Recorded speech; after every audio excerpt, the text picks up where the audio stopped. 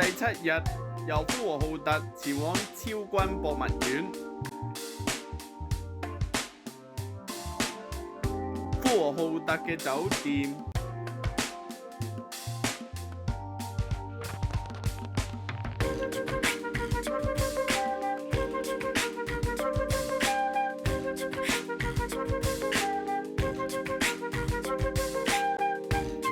超軍博物院由王超軍墓、中國古代國策文化館同埋匈奴歷史博物館組成，集文物收藏、研究、展示、教育同埋遊覽一體，展示中國古代國策文化。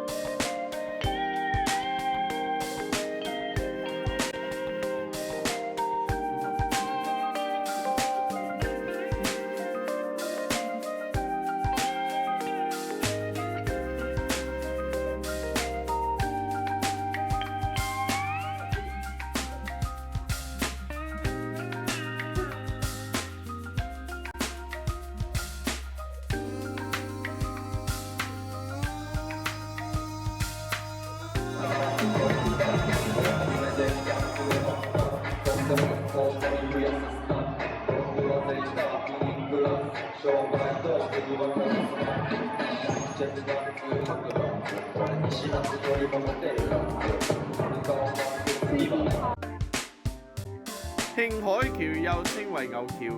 始建於清朝嘅康熙年間，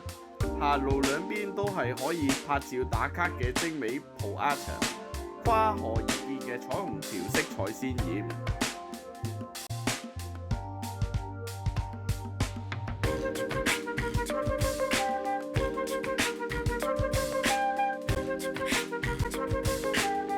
寬巷係呼和浩特回族最為集中嘅地區，沿街嘅都係商鋪，餐飲最多，仲有牛羊肉鋪、乾果店、水果店、超級市場等。呢度早餐主食以麵食為主，品種繁多，其中燒麥、羊雜碎同埋培子最受歡迎。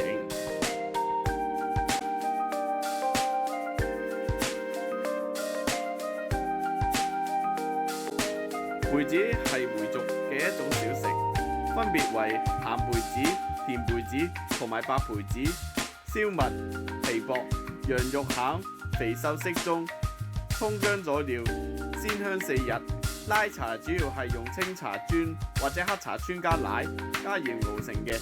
配料可以自己加點炒米、白芝麻、奶酪條、幼麵，蜂巢狀，單食冇咩味道，需要同埋醬汁或者湯汁搭配嚟食。大同嘅酒店房間超大，早餐亦都好豐富。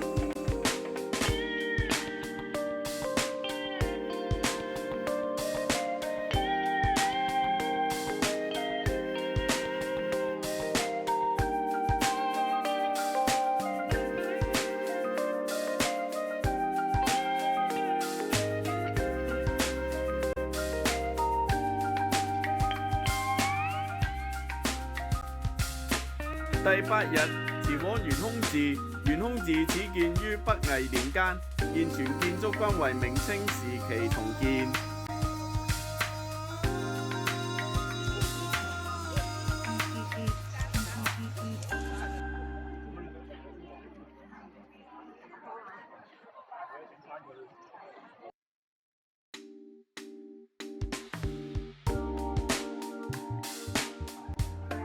整座寺廟建於翠峰山嘅半山腰上，依靠27根木梁支撐，遠睇好似懸喺半空，故名懸空寺。整座寺廟為木質結構，建築之間有走廊同埋棧道相連。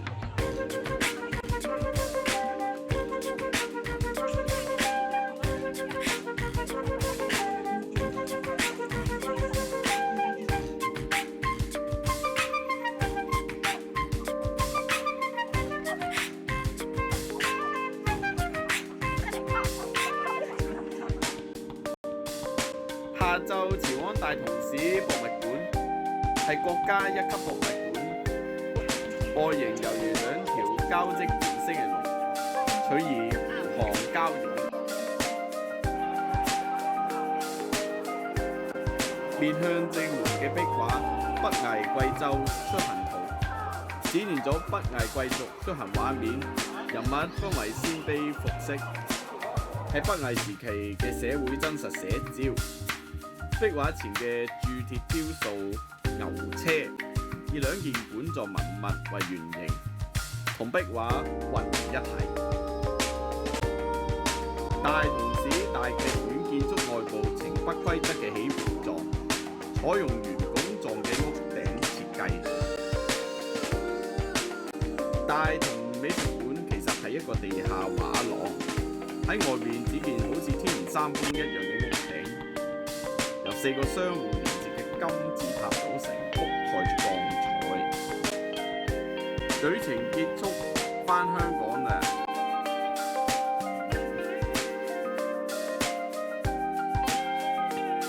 第1至6日嘅 video 見下述連